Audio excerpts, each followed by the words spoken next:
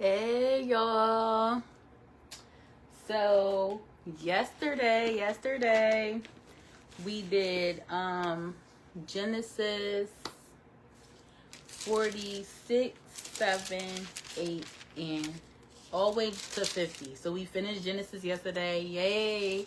Today we are starting in Exodus. So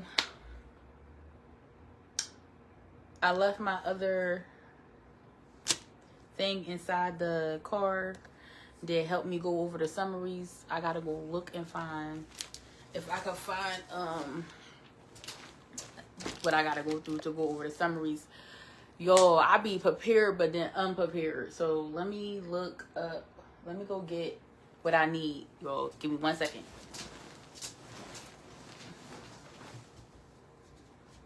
Give me 1 second. I'm coming right back. I gotta go get what I need so I could look up the summaries for y'all foot. Ouch, my ankle. Hold on. I'll be right back. I'm coming.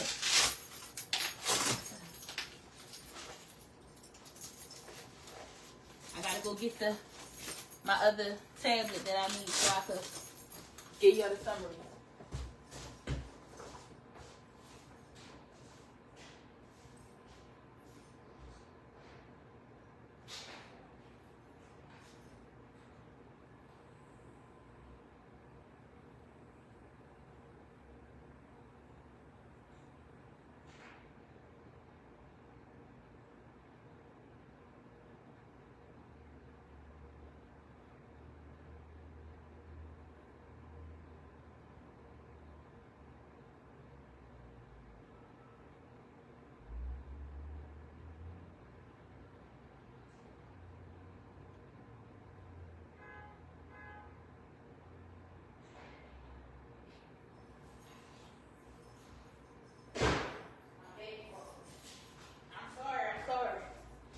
If you waited, thank you. If you didn't, I understand. So, alright, y'all, I'm back. Ouch.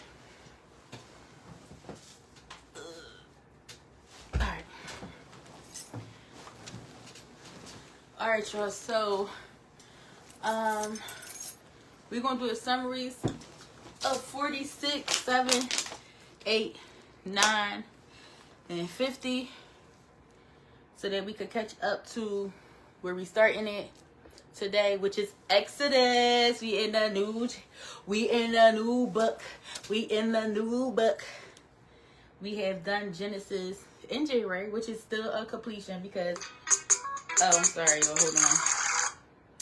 Let me go to the summary of 46 so y'all can know what's going on. And then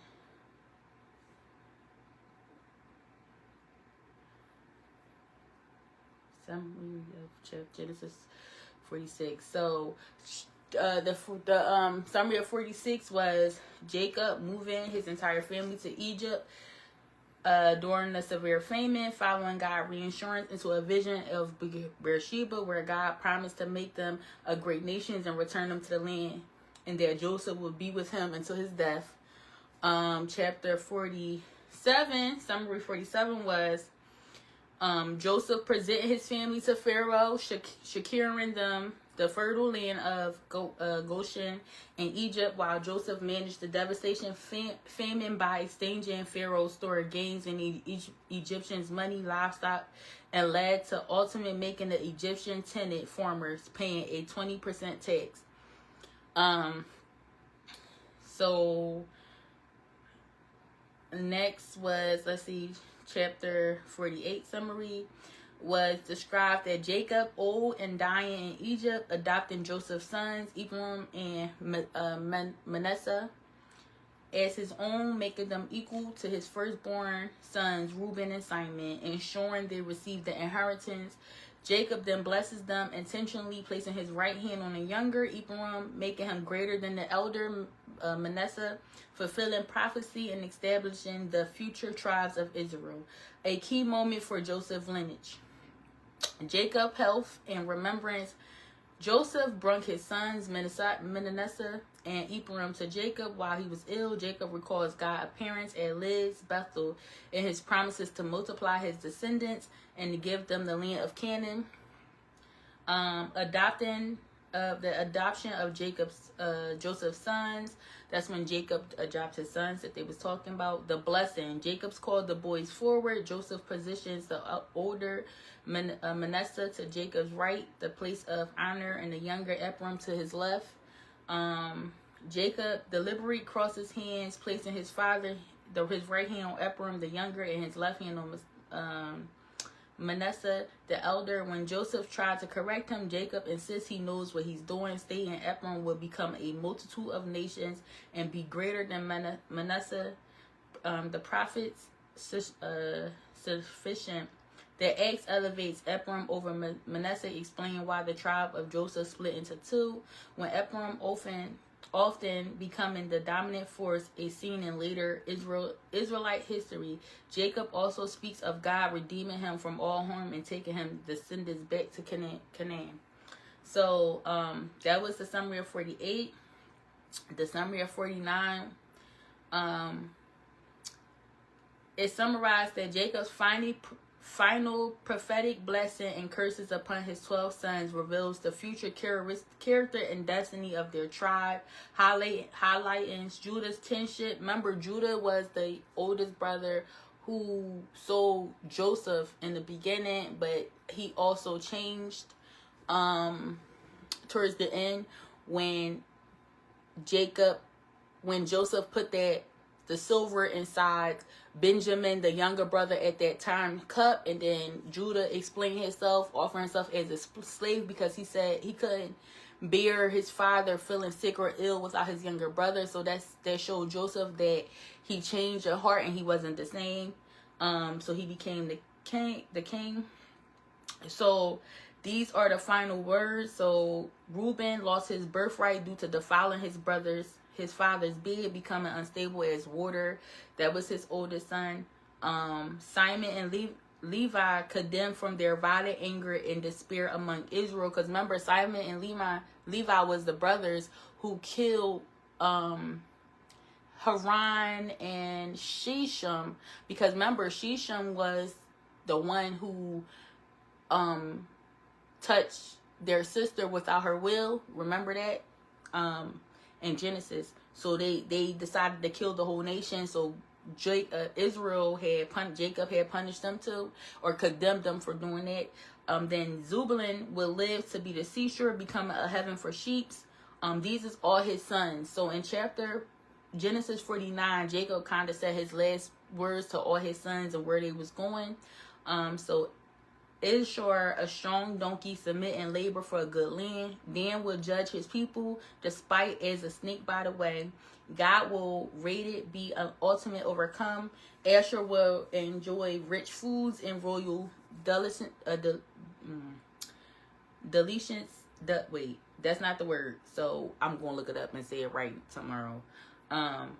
Nephatel likes a grateful doe bearing beautiful fawns. Joseph, a fruitful board blessed with abundant spiritually and materially blessing from God, suppressing ancestral blessings. And Benjamin, a ravenous wolf, devouring prey. And then Jacob death. So that's what happened in chapter 49. And then a summary 50. And then we'll start today in our new book, Exodus. And y'all like my shirt? It say pray on it, pray over it, and pray through it. I'm going to try to wear shirts that have messages as I go on and doing a study with y'all or reading the Bible. Remember, I'm not a pastor, preacher. I'm not none of that. I'm just a woman that knows that the word of God, and I'm reading it from the beginning because I understand, and what I was taught was reading the word renews your mind, transfer your mind, make sure you're thinking. So as I'm reading, I'm expecting my life to change. I'm expecting my words to change. I'm expecting my actions to change. And I got to reveal to y'all what God revealed to me about myself. Because we a family. And I'm going to show y'all what's in me and expose what's in me, because God said you get free from your demons by announcing them, not hiding them. So I got revealed that it's a demon in me, and I know what it is. And I'm doing my research on it because I want to be free from it, and I'm gonna tell y'all what it is too.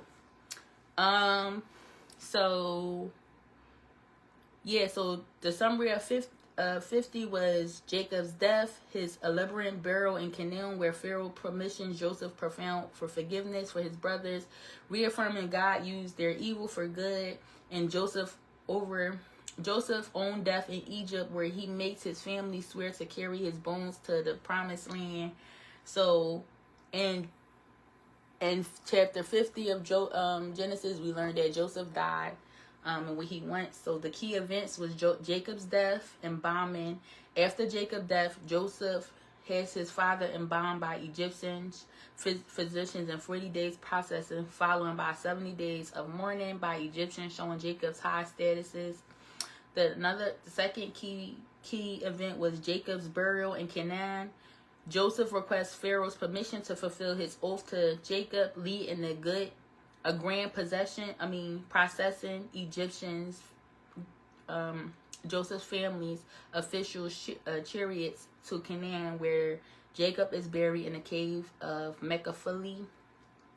Don't know what that is, but hey Stephen, hey Royal, thanks for watching. How y'all doing?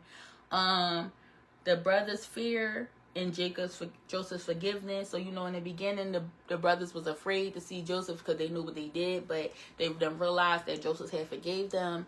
So that happened in 50. And then the main themes was providence.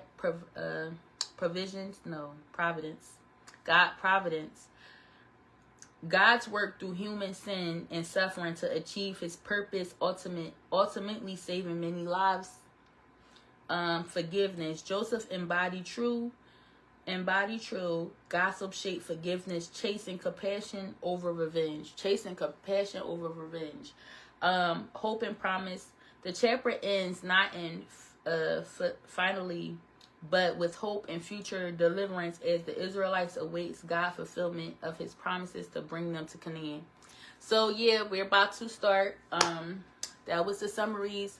We're about to start Exodus chapter 1. We are finished our book of Genesis. We finished a book. On to the next book.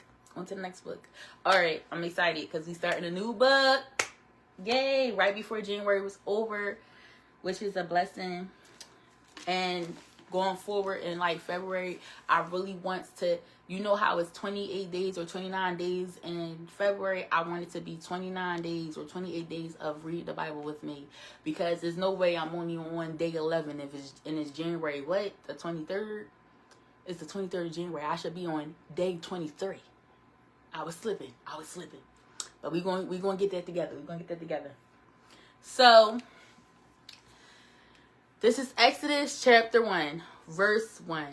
These are the names of the sons of Israel, who came to Egypt with Jacob, each with his household: Reuben, Simon, Levi, Judah, Issachar, Zebulun, and Benjamin, Dan, Naphtali, Gad, and Asher. All the descendants of Jacob were 70 persons. Joseph was already in Egypt. Then Joseph died, and all his brothers and all that generation. But the people of Israel was fruitful and increased greatly. They multiplied and grew exceedingly strong, so that the land was filled with them. All right. So Pharaoh oppresses Israel. Now, these arose. Now, I'm sorry, I didn't say these. It says there. Let me slow down. I be trying to read too fast. I gotta slow down so I can get the right words out and do what I gotta do. Okay. Now, there arose a new king over Egypt who did not know Joseph. So this king didn't know Joseph. And he said to his people, "Behold, the people of Israel are too many and too mighty for us. Come, let us draw shrewdly." Let me write that word down because I need to know what that means. Shrewdly is spelled ShreWDly. Don't know what that means, so I gotta look that up and see what that means. Okay.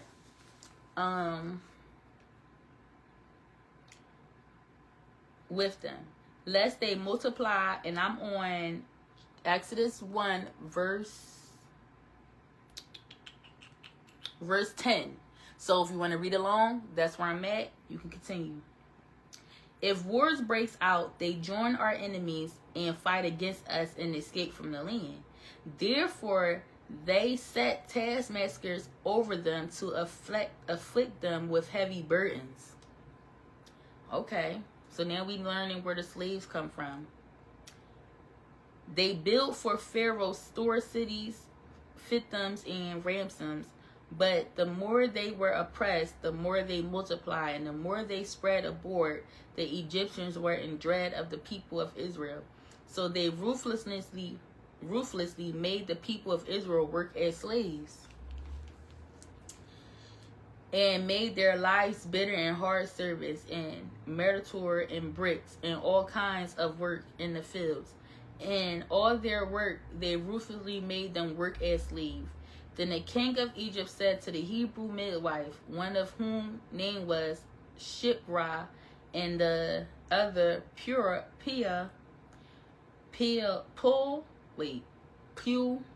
where when you serve as midwife to the Hebrew women to see them on the birth stool, it is a son, you should kill him.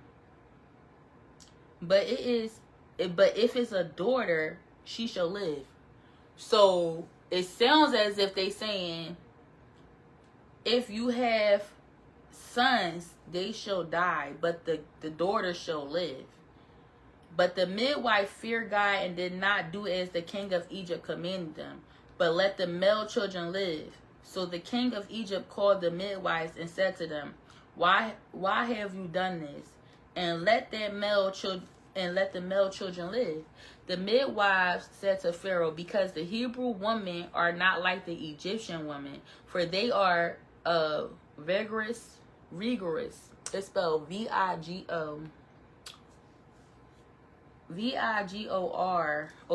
I'm about to write that word down because I need to know what that means. And actually, I'm going to look that up.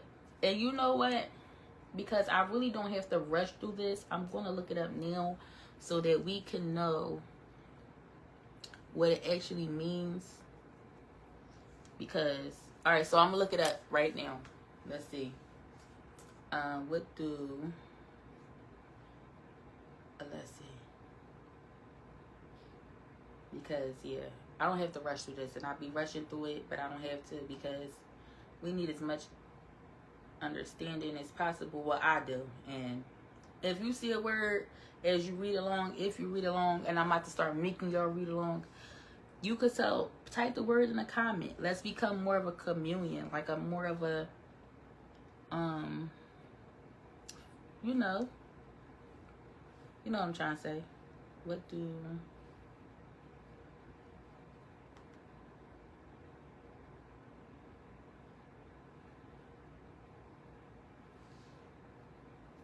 word?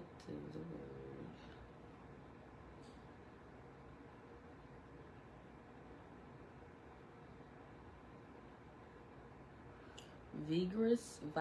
Let me see if they could pronounce it for me to tell me so I could say it right.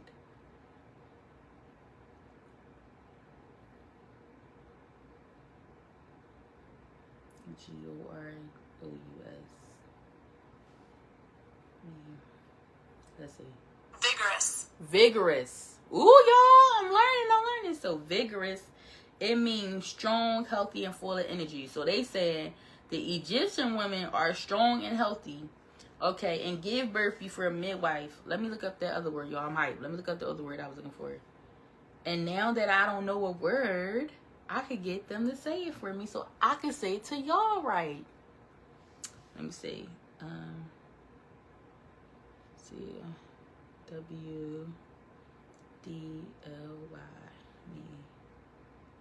So let's see it. Shrewdly. That means in a way that shows sharp power of judgment. So let's see. That word appeared up. Alright, so I know what both mean. So I know what both of the words mean. Now let's continue. And give birth. So we are on Exodus verses 19. The midwife said to Pharaoh, because the Hebrew women are not like the Egyptian women, for they are vigorous. Fugerous. I still can't say it right. And give birth before the midwife come to them. So God dealt well with the midwife, and the people multiplied and grew very strong. And because the midwives feared God, he gave them families. Then Pharaoh commanded all his people, every son that is born to Hebrew, you shall cast into the Nile, but you shall let every daughter live. The birth of Moses. This is what chapter 2 of Exodus is called, the birth of Moses. I am reading the NIV version. No, the English Standard Version. That's the one I'm reading. So now a man from the house of Levi went and took his wife to the Levite woman. The woman conceived and bore a son, and when she saw that he was a fine child, she hid him 3 months. And when she could hide him no longer, she took for him a basket made of bulrushes. Now, gotta look that up. We don't gotta do that right now, because I'm not gonna spend my time looking up everything that I don't understand, because just because I don't know what it means doesn't mean you don't know what it means. So I'm gonna look that up. And dabbed it with bitumen. Don't know what that means either, so I'm gonna look that up too. B-I-T-U-N-E.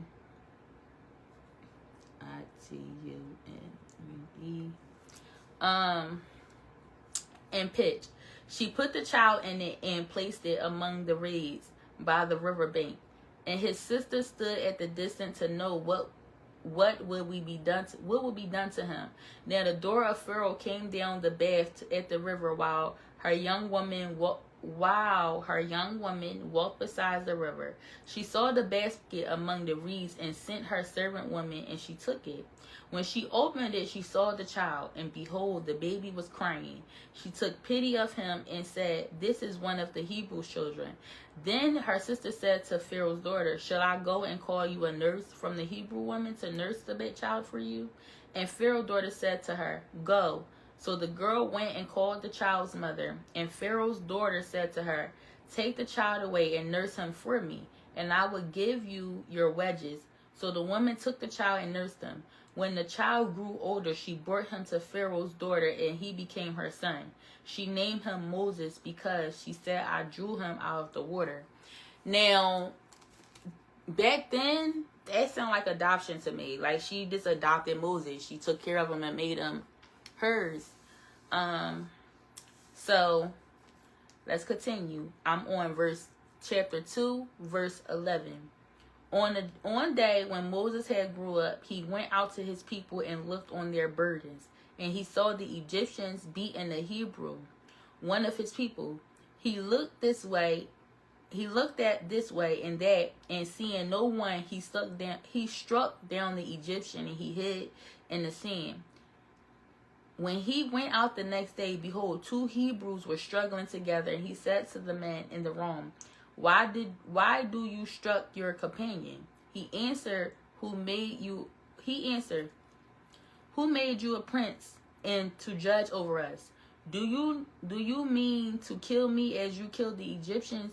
Then Moses was afraid and thought, Surely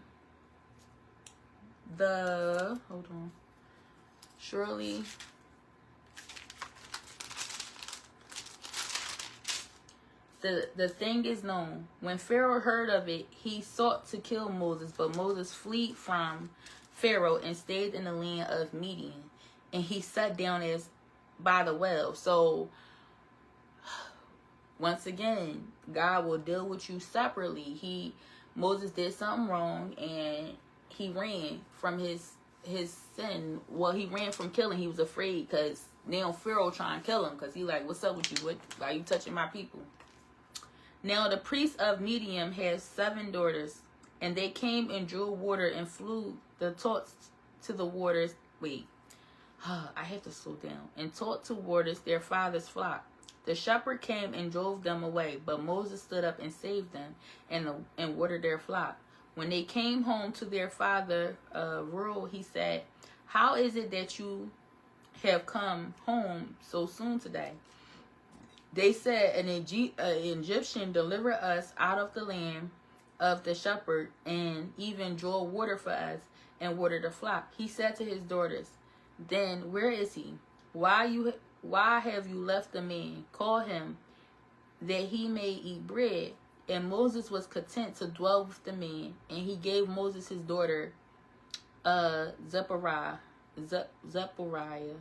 She gave birth to a son, and he called his name Gershom, for he said, I have been a sojourner in the foreign land. During those many days, the king of Egypt died, and the people of Israel groaned because of their slavery, and cried out for him. Their cry for rescue from slavery came up to God. And God heard them groaning, and God remembered his covenant with Abraham, with Isaac, and with Jacob. God saw the people of Israel, and God knew the burning bush. So Exodus chapter 3 is called the burning bush. Now Moses was keeping the flock of his father-in-law, Jethro, the priest of Midian, and he led his flock to the west side of the wilderness and came to Horeb, the mountain of God. And the angel of the Lord appeared to him in a flame of fire out of the midst of the bush. Imagine just doing your own thing. A fire come out of nowhere in a bush. Like, God's people back then got to see so many like miracles to the point where like, how could y'all not believe that it was God? Like, you know, like God showed them decent things for real, especially to Moses, because he seen the burning bush. Let's continue. Yet it was not consumed, and Moses said, I will turn aside to see this great sight, while the bush is not burnt. When the Lord saw that he turned aside to see, God called to him out of the bush, Moses, Moses. I'd have been like, oh, whoa, like, what? At the end of the day, if I would have seen that, could nothing make me feel like I would have felt untouchable. Like, seriously, like, yeah, because, like, I'm her for real. I'm her. Like, I heard the bush talk to me and I knew it was God. Like, Moses had to feel so empowered. Like, how could he not? Like, seriously. And he said, here I am. Then he said, do not come near. Take your sandals off your feet, for this place of which you are standing is holy ground. And he said, I am the God of your fathers, the God of Abraham, the God of Isaac, and the God of Jacob. And Moses hid his face, and he was afraid to look at God. When I start praying, I'm about to say, the God of Abraham, the God of Isaac, the God of Jacob. I'm about to call on him like that. I want to know that God. Yeah, I need to know that God. No, for real. The God of Abraham, the God of Isaac, the God of Jacob. That's who I'm calling on. Yo, from now on, I'm going to say that because, yeah, I need to know that God. For real. For real. I'm just saying. Y'all feel me? Like, no, for real. Then the Lord said, I have surely seen the affliction of my people who are in Egypt, and have heard their cry because of their taskmakers.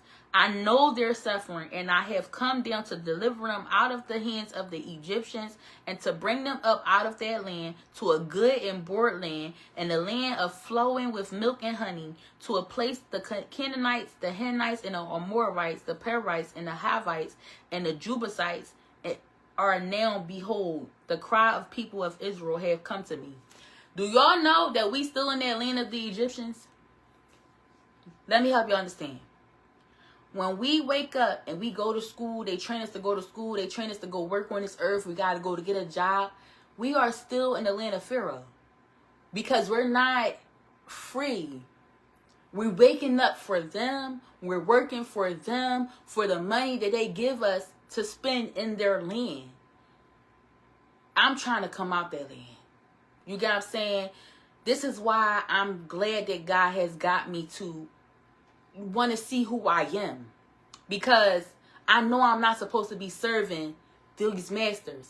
I know I'm not supposed to be serving these jobs, these companies. I know that it's a greater purpose for my life, but I have been deceived. I have been brainwashed to think I'm supposed to go to school, get a college degree, and then work for them for 40 years until I get old, and then I have lived in vain serving them. We are still in the land of Pharaoh. When you are asleep and you think you get up out of your sleep to serve them, to go to work for them, you are still in the land of Pharaoh. We still need our Moses. Jesus is our Moses. When you spend time with him and you get to learn him and learn who he is, he then gives you your vision to who you are to serve a greater nation. Everybody that Jesus had called before, what we learn in Genesis, Abraham, Isaac, Jacob, they had a deeper calling to serve the nations. Your life is to serve the nations, not your boss, not those companies. Y'all hear me? I'm just saying, when you gonna wake up out of Pharaoh, to being a slave? You wake up and you panic when you about to be late for them, but you late for God every day. You're late for your own destiny every day that you serve them and not your purpose. I'm just saying. We gotta wake up, y'all. We gotta wake up. Because God said he wants to deliver us out, right? And bring us to a land of milk and honey. A place like a gold, because that place still lives today. Is a place like that for you today. God want to take you there. No, for real. No, I'm not trying. No, I'm saying we slave masters. We got a slave mind, and we have to wake up. We have to wake up. Let me continue. So, and now, behold, the crowd of people of Israel has come to me, and have also seen the oppressions with which the Egyptians oppressed them. Come, I will send you to Pharaoh, that you may bring my people, the children of Israel, out of Egypt. We gotta come out. We gotta come out, y'all.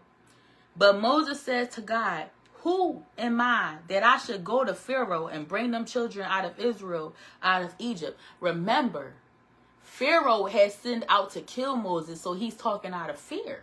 See, he don't really know God. His God was Pharaoh. His God was the slave master. He don't even see that he was greater. With God power, you're greater than your boss. See, with God power, you don't have to ask your boss anything. You can tell God what you want, what you desire, and God is the boss over him. But see, when you blinded, you fear those who you are supposed to be above. In Christ, you are above them. You are above your boss. You got to go to prayer and God and ask God what it is. But Moses was afraid. Moses like, hold up, this man trying to kill me. Who am I to go to him? See, he don't know. His mind was still, he wasn't woke yet. He wasn't woke yet. His mind was still beneath. He's still living. He's still in that mindset that he's under Pharaoh. So he like, who am I to go to him? But the whole time, he's bigger than Pharaoh. You're bigger than that job. You're bigger than slaving for money. You're bigger than that. Understanding. I'm just telling y'all. He said, but I will be with you, and this shall be the sign for you. When you know that God is with you, that's your sign. That's your sign. I have sent you when you have brought those people out of Egypt. You shall serve God on this mountain. Then Moses said to God, if I come to the people of Israel and say to them, the God of your fathers has sent me to you, then they ask me, who is his name? What shall I say to them? God said to Moses, I am. I am who I am. And he said, say this to the people of Israel. I am have sent me to you. Woo! I am. I am. I am. Did that not shake y'all how that shook me? I'm just saying. God said, I am. And we were made in his image and his likeness in the very beginning. So we are. God said that he gave us dominion. In Genesis, I gave you dominion over every living thing on earth. And the enemy is still in our dominion by making us think we got to go to these jobs and serve them, when God said he gave us dominion over every living thing on earth. Is in Genesis chapter 3. If you go to my beginning, if you look on my page, you'll see where I spoke on the dominion that we have. We could speak what we want on this earth. This earth don't own us. We own it. We own it because God gave us dominion over it. I'm just telling y'all. God said to Moses, say to the people that, he said the name, I am. He said, the God of Jacob has sent to me. This is the name forever of those. I am, to remember through all generations. He said that's the name to remember through all generations. I am. I am. Listen, let's go back to chapter 3, verse 15. If you need time to go to it or find it, let me know in the comments. I'll wait for you. Because this is only Exodus. We entered chapter Exodus today. This is only Exodus. This is important to understand who you are, who you were created from, and who God said he created you under his likeness and his image. So let's remember that part. We got to remember, because he is not different. God is the same that he was yesterday, and he's the same today, and he will be the same tomorrow. He don't change. So let's reread. So we're going to reread Exodus 3, verses 15. God also said to Moses, say this to the people of Israel. The Lord, the God of your father, the God of Abraham, the God of Isaac, and the God of Jacob has sent me to you. This is my name forever, and this I am to be remembered throughout all generations. He said to him in 14, God said to Moses, I am who I am. He said, listen. He said, God said to Moses, I am who I am. And he said, say this to the people of Israel. I am has sent me to you. God also said to Moses, say this to the people of Israel, the Lord, the God of your fathers, the God of Abraham, the God of Isaac, and the God of Jacob has sent me to you. This is the name forever, for I am to be remembered through all generations. God, and go and gather the elders of Israel together to say to them, the Lord, the God of your fathers, the God of Abraham, of Isaac, of Jacob, has appeared to me, saying, I have observed you and what you have done to you in Egypt. And I promise that I will bring you up out of the afflictions of Egypt, of the land of Canaanite, Hittites, and the Amorites, and Perizzites, and Hivites, and the Jebusite, and a land of flowing with milk and honey. God said right there, he will promise to bring us out the land of Egypt. He promised to bring us to a land full with milk and honey. Let's do our research on that land. Let's do our research on what that means, because he still is the God that he was then to the God he is today.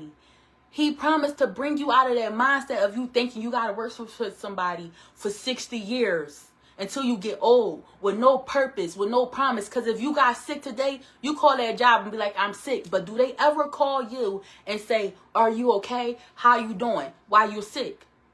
Do they ever call you and check up on you? Do that boss that you working hard for, that you're waking up to go to every morning, every day, when you call in and say that you sick, when you call in and say that you have a funeral, did they once call you while you took your days off to see, are you okay? To see how you feeling? Did they? Or they just replace you on a schedule and they wait till your return. They ask for a note. We can't keep working for Pharaoh, y'all. We can't keep working for that type of save. We got to work for God. We got to tap into I am who you are. I'm just telling you, because God had did it for me. When I broke my ankle, he showed me that. He showed me that. I'm going to have to call this back because I don't know who that is. But, this is really speaking to me. I thank God for it. I thank God for it. We in chapters 3, verse 18. He said, and they will listen to your voice. And you and the elders of Israel shall go to the king of Egypt and say to him, the Lord, the God of Hebrew, has met with us. And now please let us go 3 days, journey into the wilderness, that we may sacrifice to the Lord our God. But I know that the king of Egypt will not let you go unless compelled by a mighty hand. Listen, every day that you ignore your goals, every day that you ignore your dreams, that you go to these jobs, that you go to these places that serve you no purpose, you are sacrificing in vain. You are sacrificing your youth, your age, your time away from your kids, from your family in vain, because you're sacrificing to money, for money to provide. But God said in the very beginning that he will provide your each and every need. You just got to trust him. Bro, let's continue. So I will stretch out my hand and strike Egypt with all the wonders that I will do in it. After that, he will let you go. And I will give this people favor in the sight of the Egyptians. Favor. See, God favor. Let's talk about God's favor. Let's talk about God's favor real quick. See, God's favor won't have you training for 15 years for a position. You can just walk in and they'll give it to you if you trust him. See, working for God is different from working for that boss. It's different.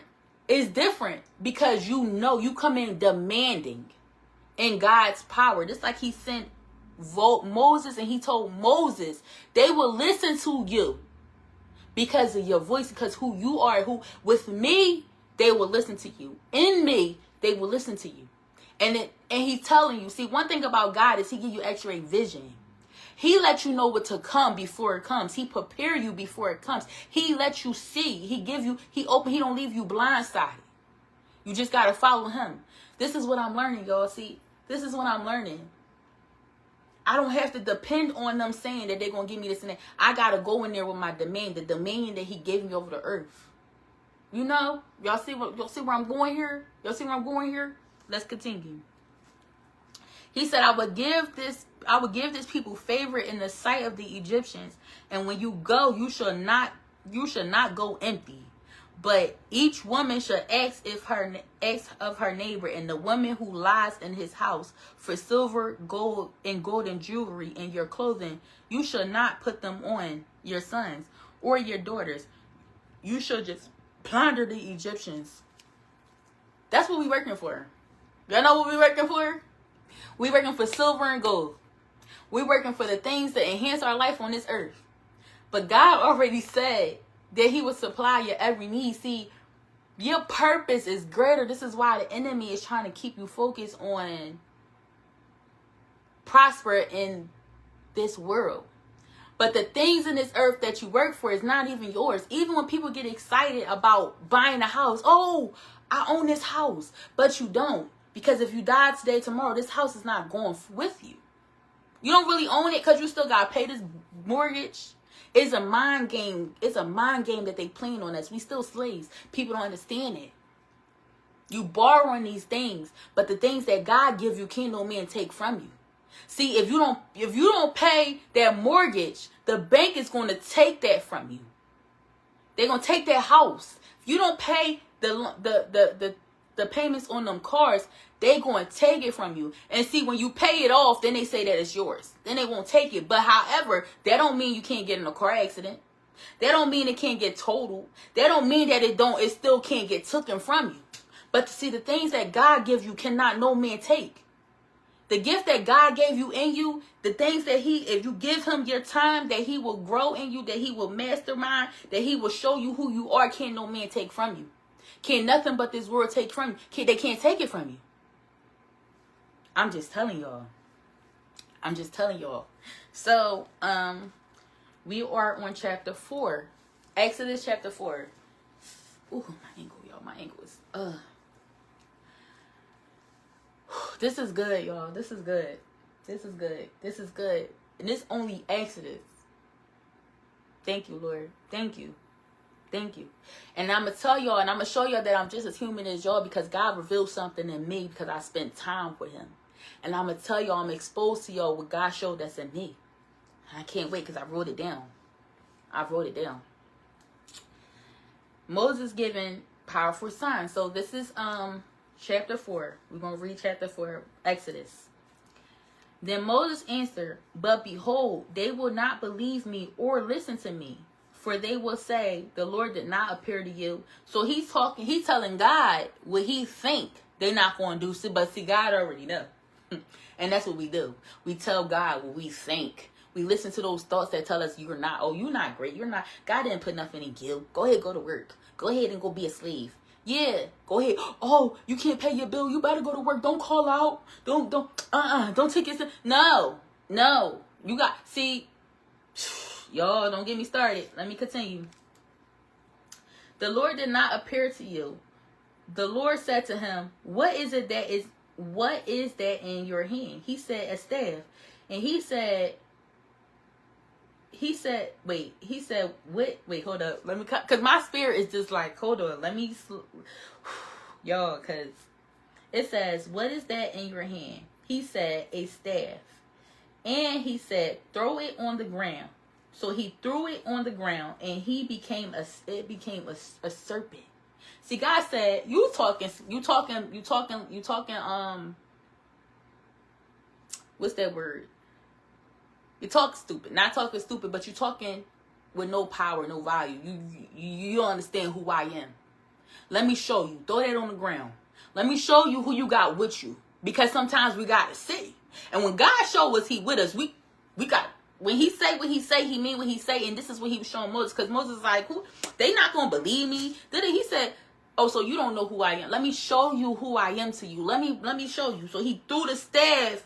When he threw it, he turned it into a serpent, and let's see what Moses' reaction was. The serpent and Moses, and then he said, he threw it on the ground, so he threw it on the ground, and it became a serpent. And Moses ran from it. Moses was like, oh, wait a minute, because I would have did the same thing. Wait, what is that? I would have did the same thing. He ran from it, but the Lord said to Moses, put it out of your hand and catch it by its tail. So he put it out his hand and caught it, and it became the staff in his hand. That they may believe that the Lord, the Lord, the God of their fathers, the God of Abraham, the God of Isaac, and the God of Jacob has appeared to you. Again, the Lord said to him, put your hand inside your clothes. And he put his hand inside his clothes, and when he took it out, behold, he had a leopard. His hand was leprous like snow. Then God said, put your hand back inside your clothes. So he put his hand back inside his clothes, and when he took it out, behold, it was restored like the rest of his flesh. See, God loves him. God will show us. God will show us. He didn't have to prove to Moses who he was. He didn't have to prove to Moses his power. He didn't have to do all that. See, God was so merciful on Moses. He like, look, I'm going to even give you some of me. I'm going to show you some of me. This so his faith can grow. And that's what God did for me when I broke my ankle. God showed me him. He showed me his power. He showed me him. Like, he don't have to. He could let us be foolish and think that we got to work for these people on this world. And we don't. We could just work for God. I'm not saying, oh no, don't do what you gotta do. Do what you think you gotta do, but trust God first. Trust God in it first. Talk to God. Consult God about that job that you're looking for. Consult God about who he put in you, because what he put in you is greater than these jobs, y'all. It's greater. Your purpose is greater. See, when it said that the devil come to steal, kill, and destroy, that's what he meant. He came to steal, kill, and destroy your purpose.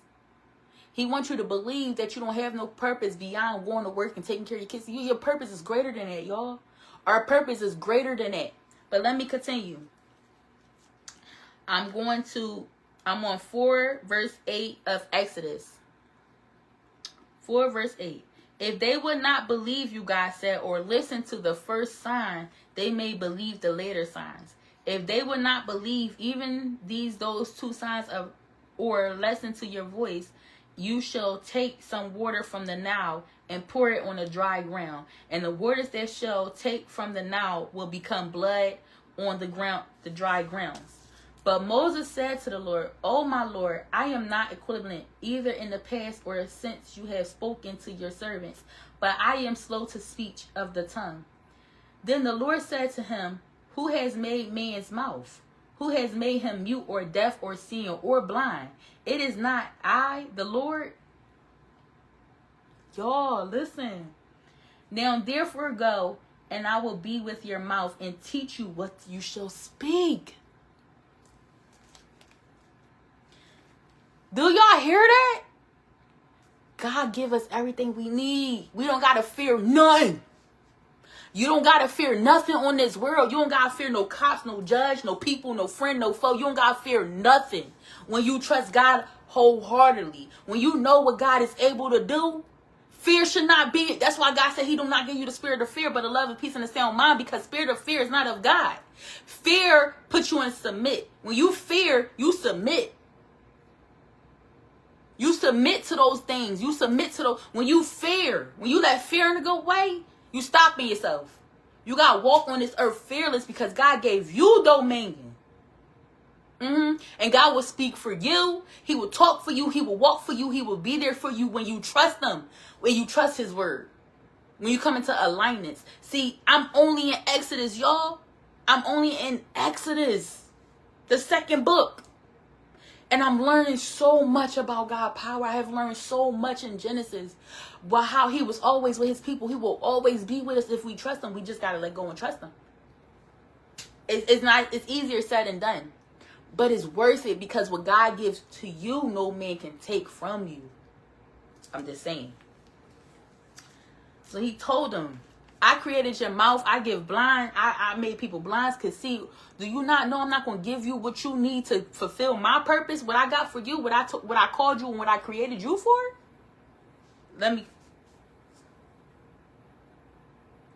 We so foolish, y'all. We just be so dumb. We be so stupid, y'all. We be so dumb. Let's continue.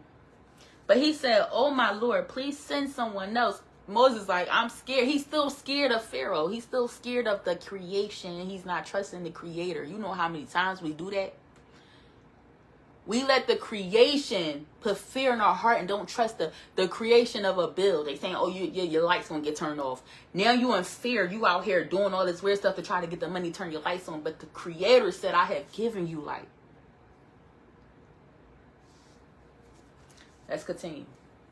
He said, "Please send someone else." Then the anger of the Lord was kindled against Moses. And he said, "Is there not Aaron, your brother, the Levite? I know that he can speak well. Behold, he is coming out to meet you. And when he sees you, he will be glad in his heart.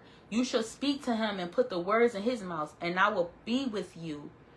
Be with your mouth and with his mouth, and will teach you both what to do."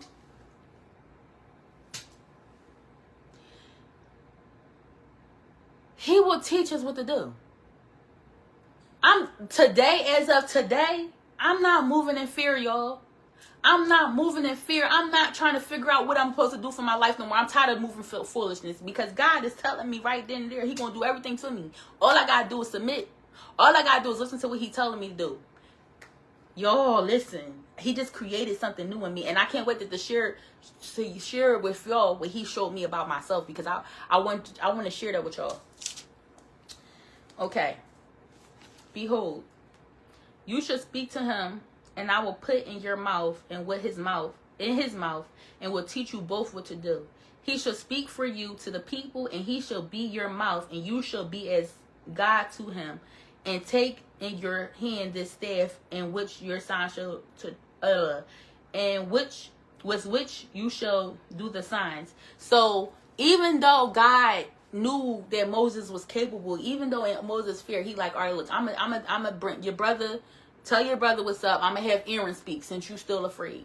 He still was working with Aaron.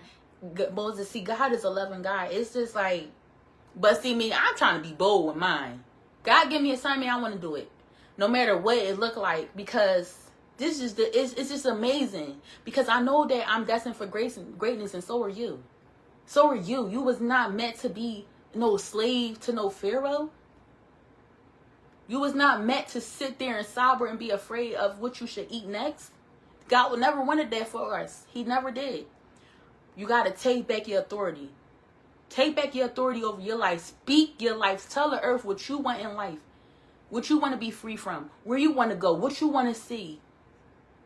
Things, not saying that it's going to be all peaches and rainbow, because trial and tribulation shall come. But each trial, each tribulation is meant to shape your character. To build you, make you stronger, make you better. And everything you do. I'm just telling y'all. Let me continue. So, this is chapter 4, verse 18. Moses went back to Jethro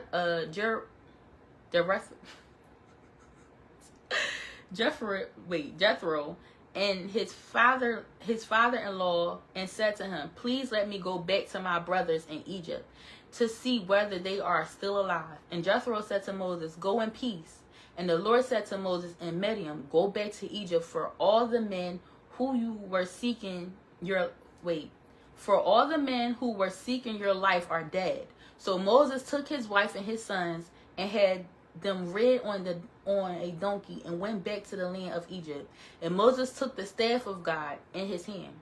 And the Lord said to Moses, "When you go back to Egypt, see that you do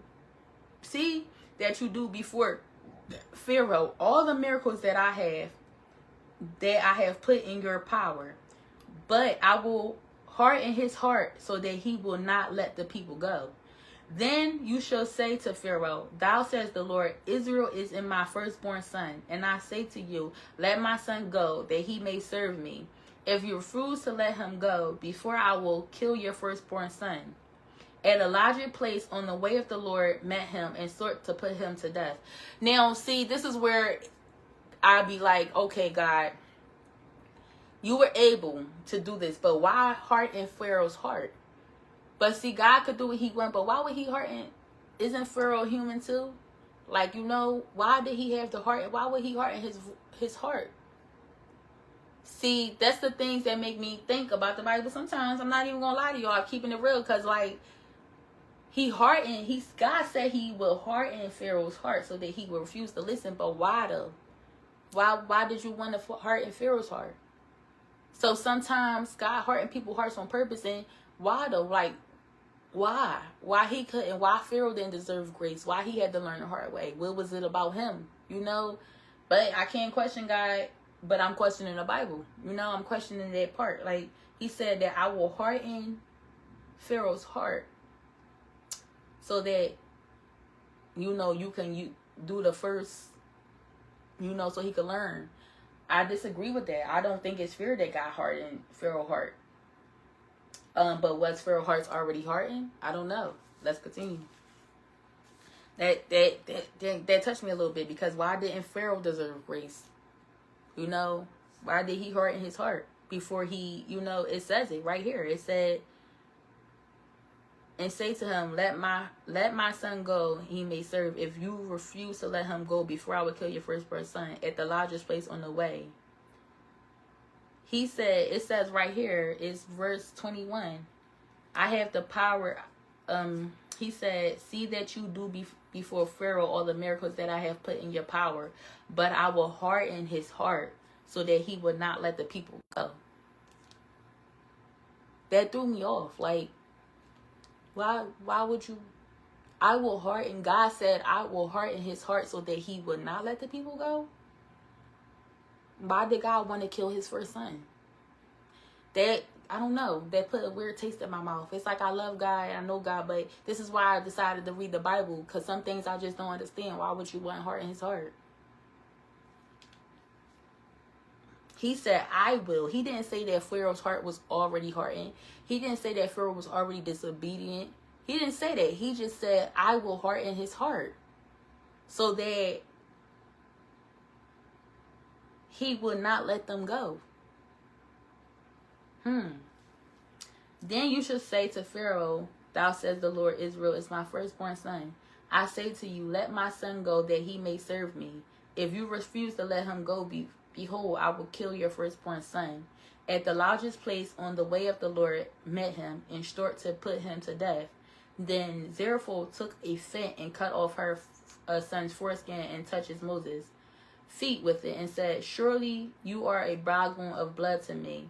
So he let him alone. It was then that she said a bridegroom's of blood because of the circumcision. The Lord said to Aaron, "Go into the wilderness to meet Moses." So he went and met him at the mountain of God and kissed him. And Moses told Aaron all the words of the Lord, which he had sent him to speak, and all the signs that he had commanded him to do. Then Moses and Aaron went and gathered together all the elders of the people of Israel. Aaron spoke all the words that the Lord had spoken to Moses and did the signs. I don't know, y'all. Now listen, I know that there is a true living God, right? I believe God, I believe Jesus, I believe these things. But my whole point of reading the Bible was to get a better understanding. You know, I know that some people have things in them, because I have something in me too. But I just don't understand, why did God choose Pharaoh to harden his heart so that he could kill his firstborn son? That just blew my mind. I'm not even going to lie. He said, I'm going to harden his heart. And then he said that if he don't listen, he's going to kill their firstborn sons. What type of God would do that? Like, you get what I'm saying? Listen, this is why I'm reading it. This is why I'm understanding it. Like I told you, I'm not no pastor, no preacher, none of that. I'm just reading the word because I wanted to close to understanding before I start opening my mouth or following it. I wanted to get to know it. That didn't take me away from it, because I don't know. I wasn't there. I don't understand. But I just seen that in the whole Bible that it said that he told Moses he will harden his heart so that he could go ahead and do what he told Moses to do. And I just wanted to understand, why did God choose Pharaoh? Before, Pharaoh was a nice guy, from what I'm understanding, because Pharaoh looked out for Joseph. He was there for Joseph. You know, before Joseph died, he gave him to Egypt. He was there. So why did he choose to do that to Pharaoh? Because now that before, when I didn't really know the story like that, I didn't like Pharaoh because he sounded mean. But once I read from the beginning and understand what part that Pharaoh played, Pharaoh was nice to Moses. When Moses showed them the dream, Pharaoh looked out for Moses. So what places there God did not, where Pharaoh went wrong? Where did Pharaoh go wrong for that God now wanted to punish Pharaoh? I got to look deep into that. And if you know, put it in the comments. What's your thoughts? What do you think about that? But let me continue. I'm going to stop because it's 11 o'clock. And then I want to reveal to y'all what God showed me about myself. And the sight of people, and the people believed. And when they heard that the Lord had visited the people of Israel, and that he had seen their affliction, they bowed their heads and worshiped. So Moses did, and the people bowed down. So that was, tomorrow we're going to go start from chapter 5. But let me read to y'all what God revealed to me about myself. So when I was at work yesterday, I heard deceitful. Deceit. I wanted to know what that was. So deceit is different from lying. Deceit is a broader concept that includes intentionally misleading someone through actions, omissions, of distortions of the truth, not just making false statements. That's what lies is. Lies is just a false statement. But deceit, while a lie is a direct untruth, deceit compassions the overall act of tricking someone to create a false belief, which can involve telling lies without cruel information or using supplement manipulation to achieve the same goal, often for personal gain or advantage. I could be very deceitful. Because when I was going through something with my mom, I was wondering, like, I was always just looking at her. Because, if you don't know me, then my mom wasn't there for me. She was on drugs and things. But she came back after when I was 18, and she changed her life and everything about it. But I had something against her. Always had something against her because how I felt like she should have been there for me. But we was going through something. We had a little agreement. And in that very agreement, I already made up in my mind that I wasn't going to be truthful in that agreement. Like, I was going to give her whatever I wanted to give her, and that she had to take it because I felt like she deserved it. Eventually, we fell out, but I didn't really care about falling out with her because I feel like she hurt me. But God revealed to me that I was deceitful in that situation because I never had the intentions on giving her what I said I was going to give her. My intentions, I told her out of my mouth that I was, but I never had the intentions on giving her that. So that's deceitful. That's deceitful. So I can be deceitful. I can be very deceitful. I have deceit in me. But I don't want to be deceitful. I don't want to continue being deceitful. So I'm glad that God revealed that about myself. And then it got revealed to me in other situations that I was in where I was deceitful. So I look up, how do you stop becoming deceitful? How do you stop? Where do deceitful come from? And how do you stop? And like it said for personal gain. So my personal gain in that situation was to get more than her. But I let the thoughts of her not being there for me tell me that it was okay to do that, to be deceitful to her. And it wasn't. It wasn't okay for me to be deceitful. And I don't want to be deceitful. So this is why I'm exposing that spirit to y'all. I'm showing y'all that I could be deceitful. I have it in me. But as time go on, I do believe that God will help me with it. Because I can be deceitful. I can be deceitful. And I understood the difference between, I had to look up the difference between lying and being deceitful. Lying is just saying something that's not true. But deceitful is intentionally having someone believe something that you knew that you was never going to do or be about. And I have that in me. I done that, and I have done that in the past, and I still have that problem. But I want to be free from it. So this is why I'm exposing it. I'm exposing that spirit of deceit in me. I don't want it no more. I don't want to be deceitful. I want to be honest and truthful in everything that I do because that deceitfulness can hurt my purpose. And I'm in this year, I want to be in purpose. I want to live in purpose and not in vain. So the things that's going to hurt my purpose, I'm going to expose it because I'm going to pray about it, and I'm going to ask God to help me with it because I don't want to be deceitful. I don't want that in me. It probably stemmed from me in a child. It probably been in there. I probably been deceitful, but this year is when God showed the light because I was mad at them. I do be mad at people because they do stuff to me, but God is now showing me, and that's what the Bible help you do. It show you yourself, and the stories and things. So yes, deceitful. I'm deceitful. I have deceit in me. I could be deceitful, and I'm praying for my deliverance from it. I don't want to be deceitful from her. So now I'm going to take my time before I speak. I'm going to take my time before I act because I want to make sure that when I speak, I'm not speaking with deceit. When I act, I'm not being deceitful because I have it in me, and it was exposed to me yesterday when God told me to look up the word deceitful. And I'm grateful for it. So that's what I want to share with y'all. It's 11:06. I don't want to hold you up your time. I hope y'all enjoy this. Bye.